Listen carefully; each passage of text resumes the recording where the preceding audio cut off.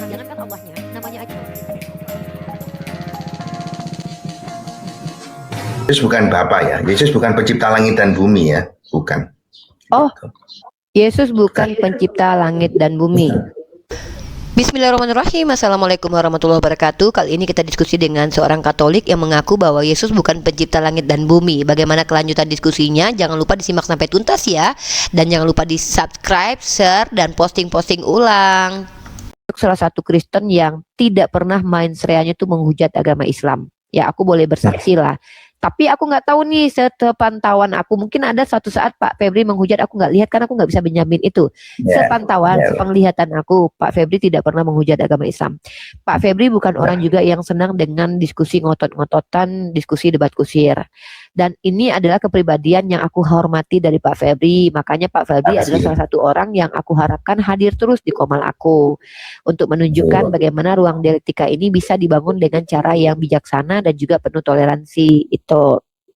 Ya, makasih Bu. Nah, cuman mungkin Pak Febri melihat bagaimana aku ini bisa fleksibel dalam bersikap. Terkadang aku sangatlah keras karena aku sering berhadapan dengan saudara-saudara kita Kristen dari Protestan yang menghujat agama aku secara terang-terangan di rumah aku sendiri walaupun sudah aku beri syarat. Maka Pak Febri kali ini aku jujur mengangkat tentang keadilan Yesus. Temanya adilkah Yesus? Nah, Pak Febri kan sebagai orang yang menyembah kepada Yesus. Mohon maaf nanti mungkin ada pertanyaan aku yang mungkin dianggap menjebak tapi tidak menjebak sama sekali, tapi ini pertanyaan rasional sama sekali. Ya, oke, kita lanjut aja. Poin aku adalah pertanyaan yang aku bangun, apakah Yesus itu adil? Nah, definisi keadilan dalam Kristen itu sama nggak sih definisinya dengan keadilan secara filsafat atau keadilan secara Islam? Mungkin aku tidak terlalu mendalami keadilan menurut para filsuf, tapi aku mendalami keadilan secara Islam. Simpel aja, di Islam itu adil itu artinya meletakkan setara segala sesuatu pada tempatnya. Contoh, keadilan dalam Islam itu gini Pak, orang jahat itu dihukum, orang benar itu dikasih apresiasi.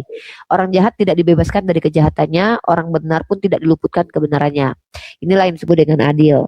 Nah, maka timbul pertanyaan sama aku nih. Konsep Kristen ini kan menghukum orang yang benar demi menyelamatkan orang yang salah, yaitu menghukum Yesus demi menyelamatkan orang-orang berdosa. Dalam Islam ini sudah tidak pada tempatnya. Sudah tidak terletak pada tempatnya. Maka ini disebut dengan tidak adil atau zalim. Nah, kezoliman yang mengalami kezoliman ini adalah kalau kita mau mengatakan sebuah kasus itu jahat, Pak, harus ada kejahatannya, harus ada korbannya, benar nggak? Iya. Nah, kejahatan yang dilakukan adalah menganiaya Yesus. Korban kejahatannya adalah Yesus. Gitu.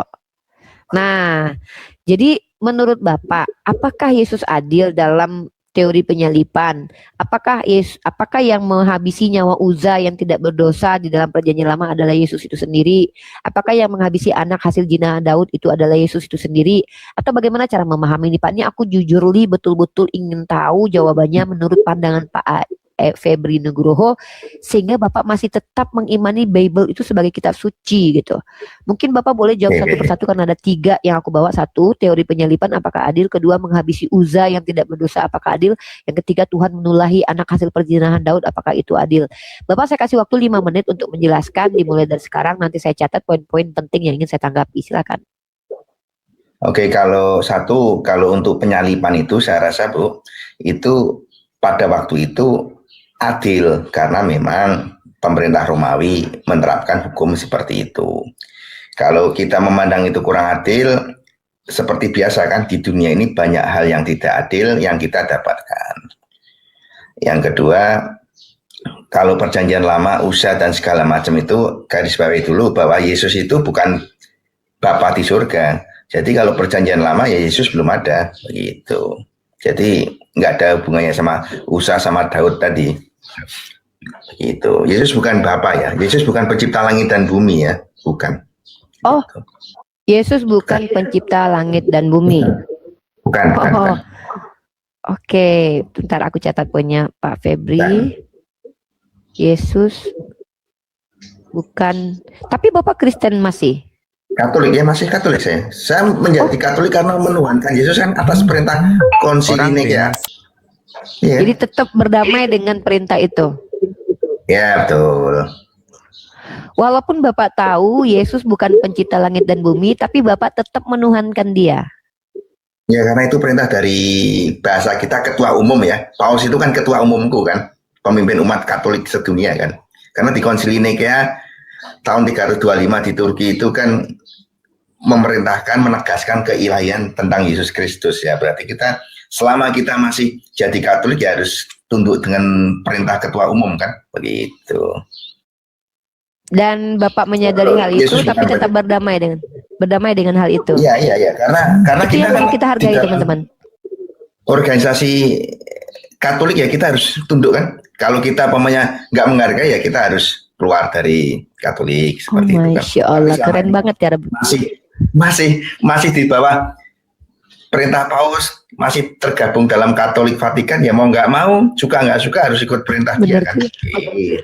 Banget Pak Febri ini ya teman-teman ya, dan rasional banget dan sesuai dengan realitas. Maksudnya jawabannya itu jawabannya yang mind blowing banget bahwa ya pada faktanya dia Katolik, mau nggak mau dia harus ikuti perintah dari bapak-bapak gereja. Kalau dia memang udah nggak mau ya tinggal keluar kan, gampang, sesimpel itu. Tapi Pak Febri memilih untuk tetap menjadi Katolik walaupun dia menyadari Yesus bukanlah pencipta langit dan bumi. Ini keren banget ya. Bukan aku yang nyadari, memang dari Vatikan juga seperti itu. Syahadat Credo itu Bapa pencipta langit dan bumi dan akan Yesus Kristus putra tunggal Tuhan kita. Berarti kan bukan, ya kan? Oh iya. Dan konsepsinya Bapak betul.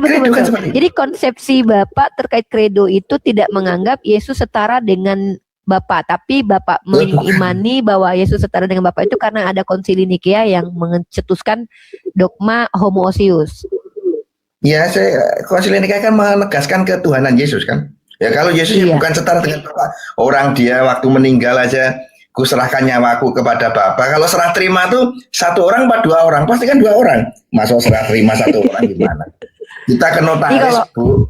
Kita ke notaris nih, Bu Uniriva notaris. Bu notaris, saya mau serah terima barang dari siapa ke siapa Pak? Dari Nugroho ke Nugroho, ya suruh balik. Serah terima kan pasti dua oknum yang berbeda. Gitu. Tapi ini menarik banget loh. Ini tamu saya ini luar biasa. Nih pagi ini saya dapat berkah dari Allah, kedatangan Pak Febri Nugroho ini untuk menunjukkan kepada kalian semua bahwa ketika seseorang itu memang sudah berdamai dengan pilihannya, kami umat Islam juga tidak akan mengganggu gitu. Maksudnya ini yang disebut dengan toleransi ya, tolerir atau membiarkan. Ya memang Pak Nugrohonya mau begitu ya. Kita nggak mungkin paksa la ikrah hafiddin lakum dinukum waliyadin. Ini akan di sini berlakunya ayat lakum dinukum waliyadin. Tapi menarik banget nih, keren banget. Nah, terus menurut Bapak Nugroho, karena Bapak sudah menegaskan tadi, berarti Yesus bukanlah pelaku yang menghabisi nyawa Uza. Ya bukan dong, dia belum lahir. Bukan dong. Yesus sama Yohanes Pembaptis saja, Tuhan Yohanes Pembaptis kok gimana sih? Iya benar-benar tuaan, panggil abang dia ya. Kalau mereka tuh hidup bareng tuh panggil abang, panggil Kang Mas lah ya. Ya Pak anu lah, Om Yohanes itu. Oh enggak lah, kalau Om kan beda jauh, itu kan cuma beda 6 bulan. Udah. Kalau ya, tapi secara keturunan orang tua kan Tuhan Zakaria daripada Maria kan. Berarti kan panggilnya Om. Pamannya jadinya ya, Om Yohanes. Ya, paman. Iya benar. Iya betul. Dan kita nggak usah takut. Yesus juga punya Tuhan, makanya dia kan berdoa pada Tuhan gimana? Iya, gimana mau takut ya kan? Gimana sih? Iya. Tapi Bapak Febri ini mind blowing ya, maksudnya secara kemanusiaan dia menjawab ya kenapa kita takut, orang Tuhan kita aja punya Tuhan kok. Iya. Kalau Yesus nggak punya Tuhan nanti dikira PKI pula kan? Bukan PKI. Komunis, dikira ateis gitu ya. Iya, dia punya Tuhan. Berarti Bapak sepakat dengan pandangan Edis ya, jadi ini agak menarik teman-teman ya. Teman-teman perhatikan baik-baik. Edis itu ngakunya Protestan ya, tapi dia percaya Yesus punya Tuhan. Tapi Pak Nugroho ini mengakunya dari organisasi Katolik, tapi dia percaya juga Yesus punya Tuhan. Ini dua orang yang di dalam masih terikat dengan sistem keagamaan mereka, namun berbeda dengan pikiran manusia mainstream, manusia yang terbanyak gitu di organisasi mereka. Dan apakah Anda tidak khawatir dengan kemarahan orang-orang yang lain yang Katolik gitu? Apakah enggak kayak khawatir kalau mereka nanti menghakimi, kok Anda bisa berpikir begitu, kita kan nggak gitu? Atau pernah nggak mengalami hal itu Pak Febri? Kita bicara ya pernah aja. Ya, sering. Cuma ya mungkin yang orang Katolik yang memahami Yesus pencipta langit dan bumi, mungkin kalau di gereja main HP ya atau ngantuk jadi nggak dengerin orang ngomong, ya kan? Jelas kredo itu jelas kok, ya kan? Bapa pencipta langit dan bumi dan akan Yesus Kristus, dan itu kan berarti gabungan kan Uni Rifa dan Nugroho ngopi bareng. Apakah Uni Rifa itu Nugroho? Kan enggak, wong dan kok. Ya enggak lah. Kecuali Bapa pencipta langit dan bumi atau Yesus Kristus. Nah itu berarti memang jadi satu. Kalau dan ya pasti gabungan lah. Gimana sih? Wah, keren nih. Tapi Bapak nggak khawatir, nggak pernah ditegur sama organisasi Katolik sendiri? Aku udah tanya sama pastor. Aku udah tanya sama pastor langsung. Apakah Yesus pencipta langit dan bumi? Oh bukan mas. Nah, tanya langsung. Gitu. Tanya langsung. Dan pastornya jawab iya. Yesus pencipta langit dan bumi? Bukan mas. Nah, udah tanya langsung. Waduh. Berarti ada keselarasan ya pemikiran kita tentang Yesus, Pak ya? Setidaknya dalam sisi bahkan kemarin waktu sebulan yang lalu saya ke Yerusalem segala macam, ya memang Yesus ya manusia, cuma dikasih otoritas oleh Bapa di surga. Dia kan nggak bisa ngapa-ngapain. Tapi kalau itu saya paham. Kalau manusia dikasih otoritas Tuhan itu banyak ya, bukan hanya Yesus, banyak. Ada Elia, ada Yesaya, dan Nabi Muhammad. Itu kami percaya Nabi Muhammad itu diberi otoritas menjadi utusan Tuhan, begitu. Oke, kita kata dulu nih. Tapi ini Pak, ini menarik banget loh. Karena konsili Nikea tadi, bukan iya. Ya kan konsili Nikea kan penegasan keilahian Yesus Kristus, bukan ke yang lain-lain. Jadi ya kita harus turut ketua umum kan selama kita masih di bawah Vatikan, begitu. Betul. Bener loh Bapak. Pak Nugroho ini jujur teman-teman dia. Ini aku bisa menilai kejujurannya. Kejujuran itu gini. Ya udah, gue kan Katolik, ya gue harus tunduk dong sama aturan Katolik lah. Kalau gue nggak mau tinggal keluar dong lah. Gue masih ada di sini masalahnya, dan gue nggak masalah kok ada di sini kok. Ini namanya tuh kayak teman-teman orang-orang kayak Pak Nugroho ini, kalau semua Kristen kayak gini, aku yakin nggak ada perdebatan. Nggak akan ada perdebatan teman-teman. Sama kayak kita nih, ada hal yang memang kita harus jawab secara simpel, nggak perlu berbelit-belit ya, karena memang itu kenyataannya begitu. Dan walaupun kita tahu bahwa implikasinya nanti orang akan memandang apa, peduli setan dengan pandangan orang, ya kan Pak. Yang penting Bapak Nugrohonya adalah orang baik, hidupnya benar juga sih teman-teman. Kenapa sih orang kayak Pak Nugroho ini bisa lebih aman dalam menjalani kehidupan? Pertama, dia nggak peduli pandangan orang, dia peduli pandangan Tuhannya. Yang kedua, ini menurut aku ya, mungkin Bapak nanti boleh konfirmasi.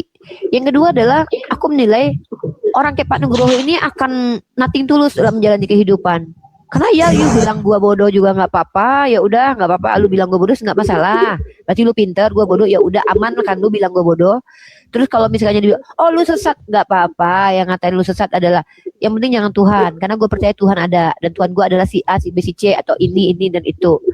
Dan itu menarik banget teman-teman, ini keren banget cara berpikir kayak ini nih, betul-betul yang bahkan kalau aku percaya Katolik menjadikan Bapak Nugroho seperti ini, berarti Katolik keren banget jadinya.